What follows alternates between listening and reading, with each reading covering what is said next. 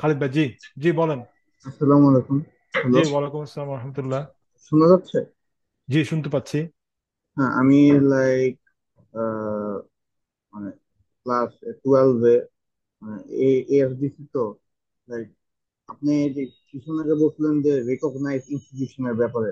Like, আমি হ্যাঁ, যদি এখন কোনো টপ ইউনিভার্সিটি লাইক মোনাশ বা মেলবোর্ন এরকমের জন্য লাইক ব্যাচেলর যদি অ্যাপ্লাই করি, তাহলে ওই ক্ষেত্রে কি পিআরএ টা কি সিগনিফিক্যান্ট কাইন্ড অফ এফেক্ট করবে?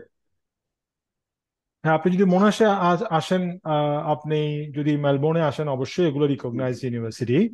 হুম হুম কোনো নির্দ্বিধায় নির্দ্বিধায় এগুলো রিকগনাইজ ইউনিভার্সিটি। যে কোনো ইউনিভার্সিটি, অস্ট্রেলিয়ার কোনো ইউনিভার্সিটি গুলোতে নিয়ে কোনো সমস্যা নাই। সব হুম ইউনিভার্সিটি রিকগনাইজ। কিছু কিছু হুম। আপনার কলেজের মতো আছে। ও আচ্ছা। হ্যাঁ, ওগুলোতে যাবেন না। মানে ওগুলো হুম যাওয়ার আগে আপনি যে মানে ভালো মতো দেখে শুনে আসতে হবে। ওগুলো সব যে খারাপ তা না। হুম। ইউনিভার্সিটি যদি যান, সব ইউনিভার্সিটি রিকগনাইজ, কোনো প্রশ্ন নাই। আর আরেকটা হচ্ছে ওই যে লাইক আমি আপাতত আইএলটিএস প্রিপারেশন নিচ্ছি, কিন্তু মানে এটা আই ডোন্ট নো এটা কোনো লাইক হোপস বা ইয়া নাকি। ওই যে অনেকে বলে যে স্যাট যেমন তো মেইনলি আমেরিকার জন্য দেয়, কিন্তু অস্ট্রেলিয়ার জন্য স্যাট দিলে কি কোনো একটা স্কলারশিপ বা এরকমের জন্য একটা এফেক্ট টাইপের পড়বে?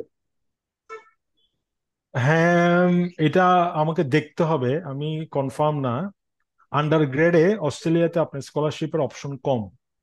হুম হুম আম, ওরা ফরেন স্টুডেন্টদেরকে স্কলারশিপ দেয় না। জি। তো সেক্ষেত্রে আপনার এডমিশনের জন্য শুধু লাগবে আইএলস।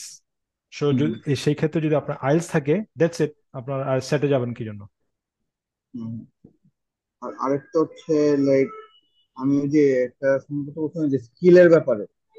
আহ, আমি যেহেতু যে স্টেম লাইনে ঢুকবো তো টেকনিক্যাল লাইনে, ওদিকে এখন যদি আমার like high level of like freelancing skill থাকে তাহলে কি পিআর পেতে কি সহজ হবে?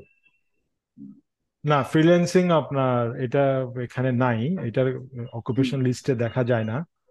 আম, যেহেতু অকুপেশন লিস্টে ফ্রিল্যান্সিংটা নাই, তো সেটা সেটা আপনি ফ্রিল্যান্সিং এর আপনার যে এক্সপিরিয়েন্সটা রয়েছে ওইটাকে আপনার একটা ফর্মালাইজ করতে হবে, মানে এখানকার কোনো রিকগনাইজ কোর্স আপনাকে ওটা ইউজ করতে হবে।